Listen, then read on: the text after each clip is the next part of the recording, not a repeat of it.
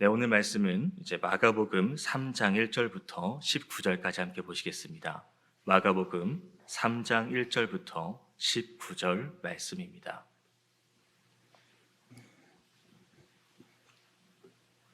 다 찾으신 줄 알고 한 절씩 교독하겠습니다. 예수께서 다시 회당에 들어가시니 한쪽 손 마른 사람이 거기 있는지라.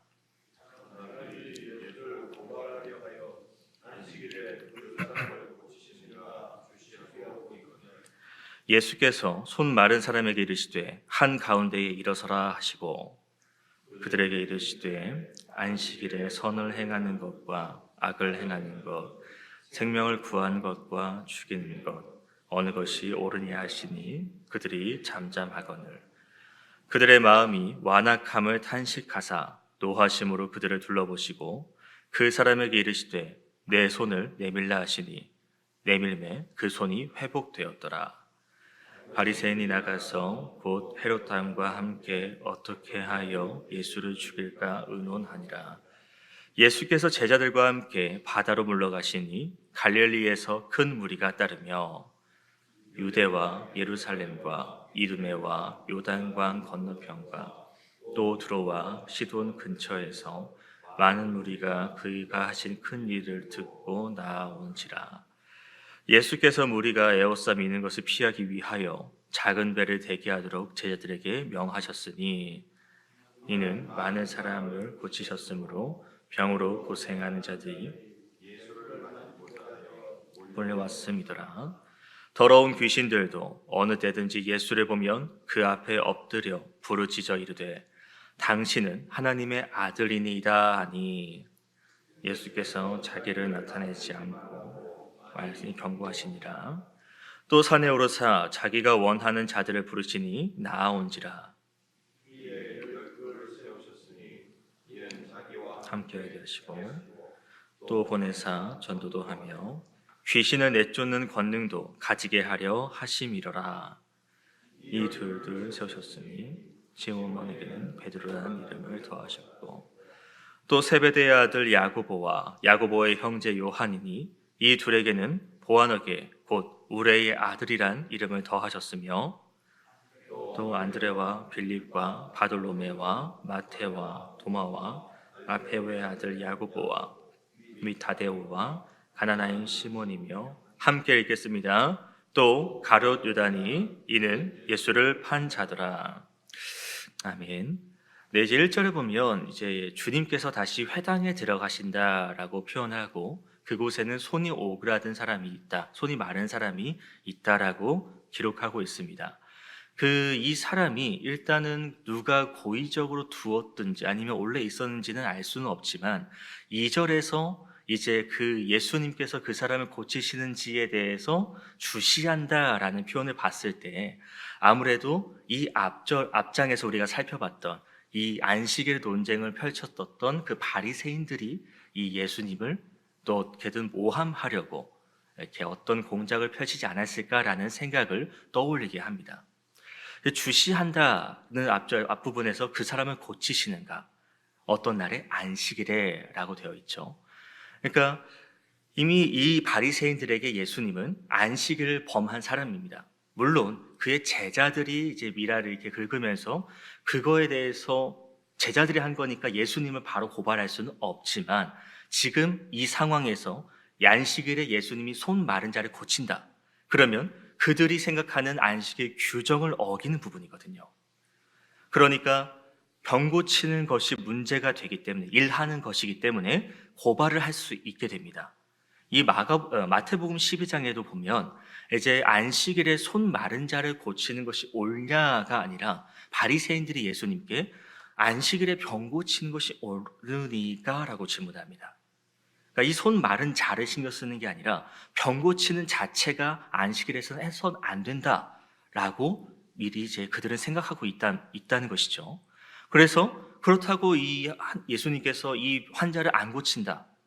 그러면 그것 자체로도 그 예수님이 그렇게 사랑을 이야기하고 자비를 이야기하고 치유의 예수님이라고 알려져 있는데 그걸 안 하는 것도 그럼 예수님이 또 사람을 걸러서 치유하는구나 라고 험담할 수 있는 이제 좋은 계기가 바리새인에게 주어진다는 것입니다. 그래서 이들은 이 예수님의 손 마른 자를 고치든지 안 고치든지 어찌됐건 그 결과를 보기 위해서 이제 지켜보고 있다는 것이죠.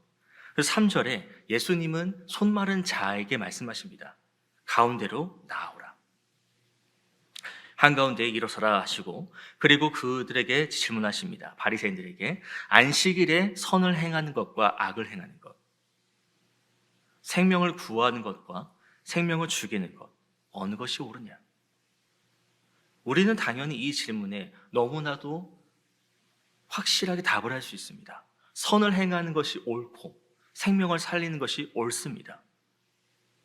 예수님은 이 질문을 바리새인에게 던지면서 또 다른 병행 본문 보면 서기관도 나오는데요. 아무튼 그들에게 던지시면서 안식일이 선과 악, 무엇을 위한 것인지를 먼저 질문을 던지십니다. 그리고 생명을 구한 것과 죽이는 것, 안식일을 우리가 어떤 관점에서 봐야 하는지에 대해서 언급하십니다. 이렇게 말씀하시는 것은 이제 안식일에 대해서 그들이 가지고 있는 고정관념을 깨려고 하시는 부분입니다. 이제 바리새인들은 안식일에 병을 고치는 행위를 한다. 그건 행위입니다. 일하는 겁니다. 그러니까 자기들이 쌓아왔던 그 율법, 안식일 규정에서 어긋나는 것이기 때문에 이거는 율법을 어기는, 하나님 말씀에서 어긋나는 행동이라고 생각했다는 것이죠. 그러니까 물론 이제 정말 생명이 위급하면 안식일에도 병 고치는 것에 대한 그런 정도 이제 좀 치료 행위가 허용은 되지만, 지금 이 손 마른 거 하나 정도는 이 사람이 당장 목숨이 위급하거나 위험한 상황이 아니라는, 그렇기에 치료해서는 안 된다라는 입장을 취한 것이 바리새인이고, 근데 예수님께서는 어제 27절에서도 안식일을 위해 사람이 있는 것이 아니라 사람을 위해 안식일이 있다고 말씀하셨고요. 누가복음 이제 13장도 나중에 살펴보시면 이제 허리가 굽어져 가지고 피지 못하는 여인이 나옵니다. 이 여인도 이제 안식일에 예수님께서 고쳐주시는데요. 그걸 보고 회당장이 화를 냅니다. 안식일에 율법을 어기는 행동을 왜 하느냐는 것이죠. 그런데 예수님께서 그 13장 15절에 이런 말씀을 하신대요. 이 외식하는 자들아 라고 말씀하시면서 너희가 각자 안식일에 짐승들, 너희 소나 나귀를 외양간에서 풀어내서 이끌고 가서 물 먹이고 뭐 하지 않느냐. 짐승들, 동물들은 그렇게 신경 쓰면서 한 사람의 생명, 한 사람의 그 안위를 너희는 왜 신경 쓰지 않느냐라고 예수님은 비판하시죠.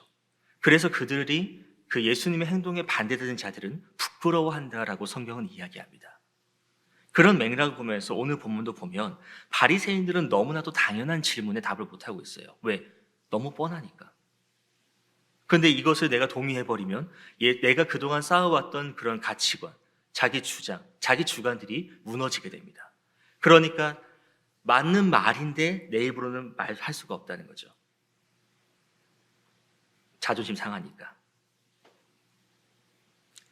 그러니까 자기들이 그 바리새인과 서기관들이 율법을 지켜왔다는 것은 하나님께서 말씀하신 사람을 위한 안식일이 아니라, 그들을 살피기 위한 안식이 아니라 그저 자기의 권위, 자기의 자랑, 자기의 지위를 누리기 위해서 하나님이 원하시는 방향과는 다른, 하나님은 선한 행동, 선한 일과 생명을 살리는 일을 하길 바라셨지만 그들은 그런 삶이 아닌 자기의 권위, 자기의 지위, 그것만을 바라보고 나아갔다는 것이 예수님의 질문을 통해서 드러나게 됩니다.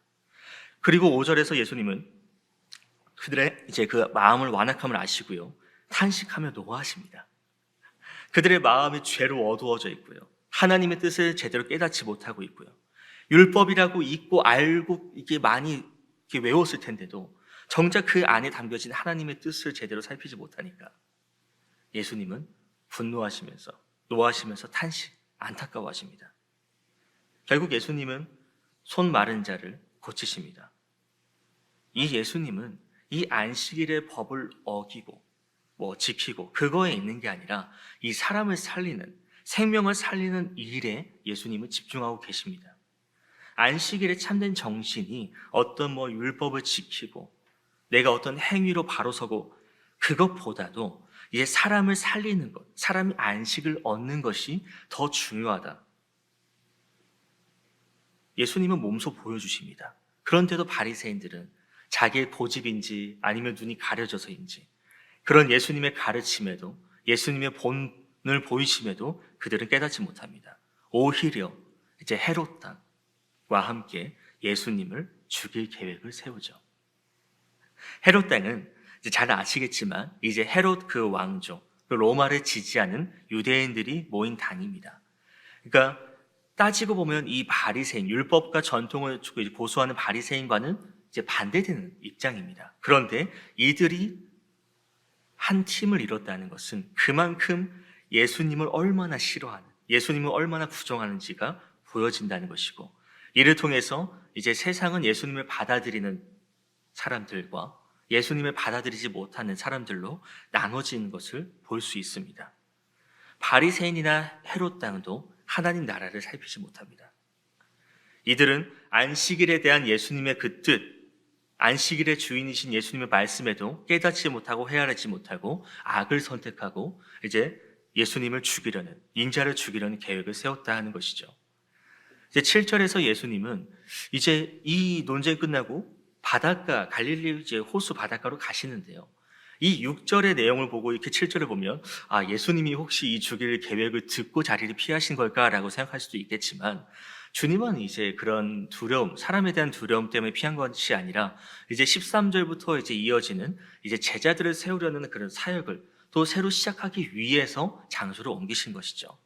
이제 8절을 보면 예수님께서 그동안 행하신 행적들을 또 소문이 많이 돌아서 이제 그 1장에서도 그 나병 걸린 그 환자가 예수님이 말하지 말라 그랬지만 이미 소문 쫙 퍼뜨려서 한번 그 예수님이 이제 마을에 들어가서 사역을 하셔야 되는데 사람들이 몰려서 사역을 잠시 미룬 그런 장면이 1장에서 나왔지 않습니까? 이번에도 그렇게 소문이 돌아서 이제 예수님이 계시는 그곳에 이제 뭐 유대, 예루살렘, 이두메, 뭐 요단강 건너편, 두로, 시돈 그 예수님이 행하신 일을 듣고 사람들이 몰려옵니다. 이제 그 큰 일이라고 되어 있는데요. 큰 일은 이제 치유, 기적의 사건들이죠. 이제 9절에서 예수님은 그 사람들과 거리를 두시는 장면이 나옵니다. 물론 예수님은 그들의 고통을 아시죠. 그래서 그들을 고치시고 치료하시고 그들이 자기 아픈 것만 알고 자기 힘든 것만 알아서 그냥 예수님 일단 고쳐만 주세요. 예수님의 사정 상황을 알지도 못하고 그저 그냥 내 소원만 이루고자 하는 내 뜻만 이루고자 하는 사람들이 그냥 예수님께 무조건 다가왔다는 겁니다. 예수님은 그들의 아픔을, 그들의 사정을 아시기에 그들을 꾸짖지 않으시고 내쫓지 않으시고 일단은 그들을 받아주십니다. 그들의 요청을 들어주십니다. 근데 문제는 이제 사람이 많이 모이다 보니까 이제 그런 이제 그 사람 그 참사처럼 인명 피해가 일어날 수 있는 상황이 생길 수 있다는 것이죠. 그래서 예수님은 안전, 불필요한 사고를 생기지 않도록 이제 제자들에게 배를 띄우라 하셨고 예수님은 그 배에 올라가서 이제 좀 그 무리들과 거리를 두십니다. 방금 말씀드린 그런 사고적인 부분으로 예수님은 거리 두신 걸 수도 있겠고요. 또 다른 측면에서는 이제 사람들이 예수님께 나아올 때에 예수님의 그런 가르침, 그런 진리의 말씀을 듣고자 해서 나오는 것이 아니라 자신의 아픔, 자신의 고통, 그저 내가 지금 어려워한 것들만 해결하기 위해서 그때만 예수님을 찾아왔다. 하나님의 나라 예수님의 가르침을 바라는 게 아니라 그냥 나 아픈 거, 나 힘든 거, 그것만 낫기를 바랬다는 것이죠. 그러니까 예수님께서는 잠시 또 11절도 보시면 어떤 일이 있습니까? 그 무리들 중에 더러운 귀신들이 있습니다. 그 귀신들이 예수님만 보면 엎드려서 이제 뭐라고 외칩니까? 당신은 하나님의 아들이십니다. 주님이 어떤 말씀을 하시려고 하고 어떤 치유를 하시려고 할 때 그들은 부르짖으면서 예수님의 사역을 방해합니다. 그래서 예수님은 그들에게 이제 나를 부각시키지 말라고, 나를 나타내지 말라고 경고를 많이 하셨죠. 이렇게 하시는 이유는 뭘까를 생각해 보면 예수님의 사역은요, 치유의 사역만 있는 것이 아닙니다. 병 고칠 의사로만 오신 분이 아니라 하나님 나라를 전하고 또 우리 죄를 대신 지고 돌아가셔야 되는 분이에요. 근데 이제 사람들에게 남겨진 이미지가 그냥 치유하시는 분으로만 남아있다면 예수님은 예수님으로서의 그 사역을 제대로 감당할 수 없다는 것입니다. 그렇기 때문에 예수님께서는 이제 이렇게 하나님의 아들이라는 소문이 벌써 퍼져나가면 아직 하나님의 때가 되지 않았는데, 하나님이 말씀하신 때가 되지 않았는데, 이렇게 돼서 뭐 정치 지도자들, 어떤 뭐 다른 정치 관련된 사람들에게 부각이 돼서 앞으로 더 주님의 사역을 감당해야 되는데, 하나님 뜻대로 살아가야 하는데 괜히 마찰이 생겨서 뭐 마을에 못 들어간 그런 일처럼, 사람들이 몰려서 사고가 나는 것처럼 오히려 더 문제가 생길까 봐 주님께서는 이렇게 사람들과의 거리를 두고 귀신들도 이제 많은 경우를 하셨다고 볼 수 있겠습니다. 그리고 예수님은 이 다음에 어떤 일을 하시냐, 이제 13절부터 산에 오르셔서 이제 특정 제자들을 부르십니다. 이 12명을 우리가 잘 알고 있는 이제 12명의 제자들이 보여지는데요. 이제 잘 알려진 인물이 있고, 그리고 잘 알려지지 않은 인물들도 있습니다. 뭐 그렇다고 해서 이 제자는 뭐 수제자니까 더 중요하고, 얘는 이름이 별로 알려지지 않았으니까 덜 중요하다는 건 아닙니다. 주님께서 이 12이 모두 필요하시기 때문에 제자 삼으신 거고, 그러니까 이렇게 부르신 것만으로도, 이 명단만으로도 주님은 우리에게 어떤 이야기를 하고 계신다. 먼저 13절부터 다시 보겠습니다. 산에 오르신 주님께서 이제 자기가 원하는 자들을 부르셨습니다. 아무나가 아니라 주님께서 원하신 제자를 뽑으셨습니다. 그리고 그들에게 이제 말씀하시기를, 내가 너희를 전도로 보낼 것이고 이제 귀신 쫓는 것도 하게 할 것이다. 이제 제자들은 예수님께 선택받았고, 이제 예수님과 함께 먹고 자고 움직이고 사역을 감당하면서 이제 하나님 나라를 위한 일을 해나가야 됩니다. 12이라는 숫자에서도 우리가 유추할 수 있는 것은, 떠올릴 수 있는 것은 구약의 그 12지파 있지 않습니까? 이제 구약의 12지파, 이제 그 구약의 이스라엘 지파가 아니라 이제는 12제자를 통해서 이제 새로운 하나님의 복음과 하나님 나라를 세우려고 하신다는 것과, 그리고 이 제자들이 주님과 동행하면서 동거하면서 이제 예수님의 그런 행적들, 인격들, 그리고 삶의 방식이나 고난에 대처하는 그런 것들을 보고 배우면서 이제 예수님이 자리를 떠나실 때도 이 제자들이 남아서 그 예수님의 뜻을 계속 가르치고 전해야 되는 의무가 주어졌다는 겁니다.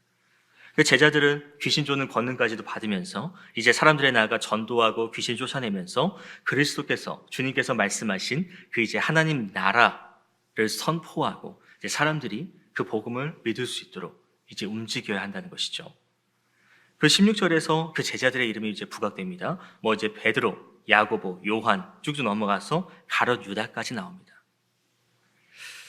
근데 이 이름을 보면 분명히 주님께서 원하시는 제자를 뽑으셨는데, 이 제자들의 출신이나 가문들을 보면은 부자인 사람도 있고, 예수님을 배반한 사람도 있고, 성격이 급한 사람도 있고, 의심하는 사람도 있고, 세리장인 사람도 있고, 뭔가 신분을 종잡을 수가 없습니다. 예수님께서 뭔가 확실하게 선택받은 민주, 딱 그 정결한 보장된 사람들만 뽑으면 될 것 같은데, 정말 온갖 사람들, 알 수 없는 뭐지, 열신 강원도 뽑고, 왜 그럴까?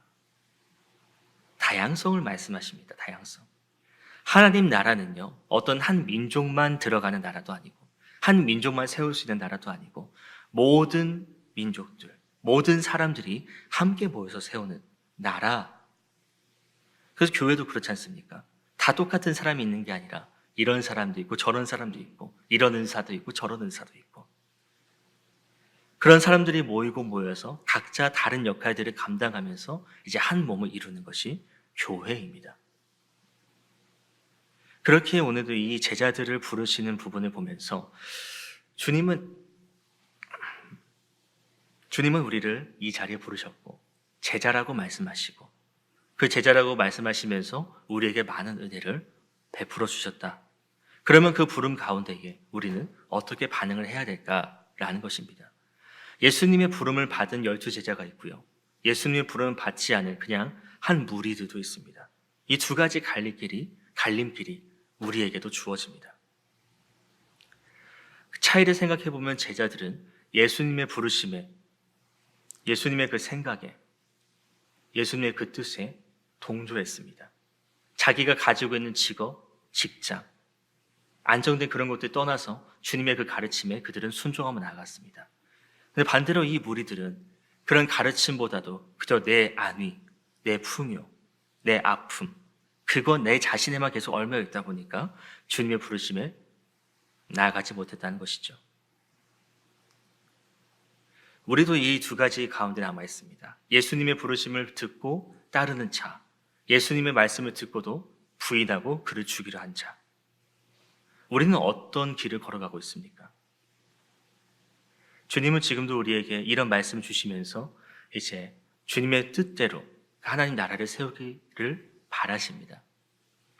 그저 예수님을 자기 필요에 의한 수단으로 쓰는 것이 아니라 주님을 내 주인으로 온전히 모시고 그렇게 그 가운데에서 내 자신이 변화하고 그동안은 내가 이기적이고 내 중심된 모습을 살아갔다면 이제는 변화되어 하나님 나라를 위해서, 하나님의 의를 위해서, 하나님 마음에 합한 자가 되기 위해서 변화된 자, 주님은 우리에게 그것을 바라고 계십니다. 그렇게 오늘 이 자리에 이 말씀 주실 때에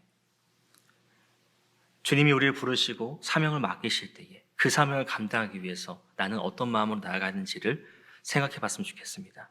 내게 주어진 은사는 무엇인지, 내가 있는 자리에서 내가 어떻게 무엇을 감당하는 것이 주님께서 기뻐하시고 하나님 나라를 위해서 내가 섬길 수 있는 부분인 걸까? 그렇게 생각하다 보면 또 주님께서 우리에게 보여주시고 또 그를 통해서 우리는 주님께 영광을 올릴 수 있을 것입니다. 개인적으로 말씀 묵상하시면서 다시 한번 내게 주어진 은사와 사명을 생각해보는 시간을 갖고 또 오늘 그 사명과 은사를 통해서 주님께 영광 올리는 시간이 되었으면 좋겠습니다. 개인적으로 묵상하시겠습니다.